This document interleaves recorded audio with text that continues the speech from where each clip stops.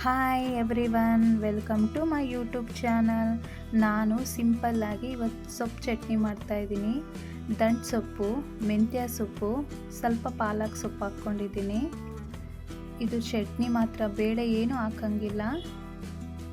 2 tomato, ಹಣ್ಣುಮೆಣ್ಸಿನ್ಕಾಯಿ, ಈರುಳ್ಳಿ, ಬೆಳ್ಳುಳ್ಳಿ, ಉಪ್ಪು, ಜೀರಿಗೆ ಇದನ್ನು ಹಾಕ್ಕೊಬೇಕು. ಒಂದು ಚಿಕ್ಕ ಲೋಟ ಹಾಕೋಷ್ಟು ನೀರು ಹಾಕ್ಕೊಬೇಕು. ಸೊಪ್ಪು ಬೇಯಿಸೋಕ್ಕೆ ಮಾತ್ರ. 1-2 ನಿಮಿಷ ಸಾಕು. ಈಗ ವಿಸಿಲ್ ಆರಿದೆ. ಸೊಪ್ಪನ್ನ ಒಂದು ಪಾತ್ರೆ ಒಳಗಡೆ ಹಾಕ್ಕೊಬೇಕು.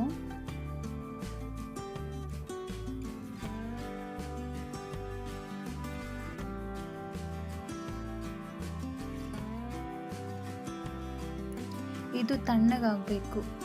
ತಣ್ಣಗಾದ್ಮೇಲೆ ಮಿಕ್ಸಿ ಜಾರ್ ಒಳಗಡೆ ಹಾಕ್ಕೊಂಡು ಇದನ್ನ ಗ್ರೈಂಡ್ ಮಾಡಿ ಇಟ್ಕೊಬೇಕು. ಸೊಪ್ಪನ್ನ ಏನು ಬೇಯಿಸ್ಕೊಂಡಿರ್ತೀವೋ ಅದು ಪೂರ್ತಿ ಹಾಕ್ಕೊಬೇಕು.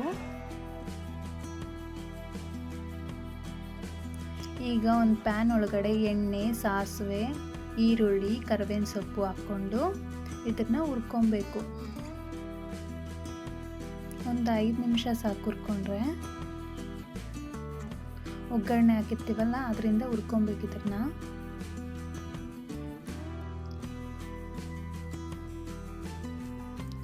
ಪ್ಲೀಸ್ ಸಬ್ಸ್ಕ್ರೈಬ್ ಮಾಡಿ ನನ್ನ ಚಾನಲ್ನ. ಇದು ಒಂದು 5 ನಿಮಿಷ ಆದಮೇಲೆ ಹುರ್ಕೊಂಡಾದ್ಮೇಲೆ ಅನ್ನಕ್ಕಾಗಲಿ, ಚಪಾತಿಗಾಗಲಿ, ಮುದ್ದೆಗಾಗಲಿ ತುಂಬ ಚೆನ್ನಾಗಿರುತ್ತೆ. ಟ್ರೈ ಮಾಡಿ. ಸಿಂಪಲ್ ಆಗಿರುತ್ತೆ, ಬೇಗನೆ ಆಗುತ್ತೆ.